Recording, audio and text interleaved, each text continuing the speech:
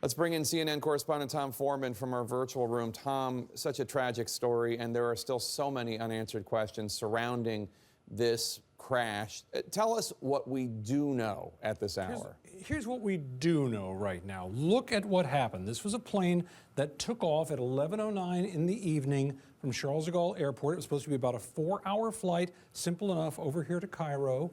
At 1:24, it went into Greek airspace, and at 1:48, a Greek air traffic controller spoke to the pilot and said he sounded cheerful, like everything was fine. About 40 minutes later, as it passed into Egyptian airspace, they could not raise the plane anymore, and then we had these reports of these erratic movements by the plane as it disappeared from radar.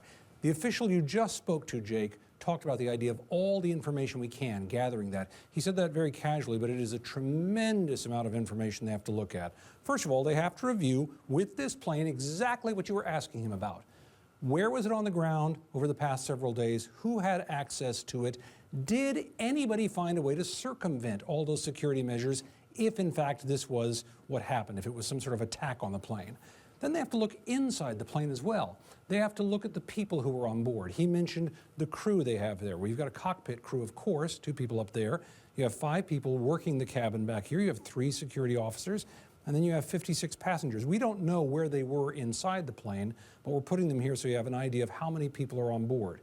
Every one of these, you have to find out who they knew, who they talked to, how they got to the airport, what they were carrying, who they spoke to while they were there, to make sure that there was no breach anywhere in the system or that nobody had a reason to do anything unusual.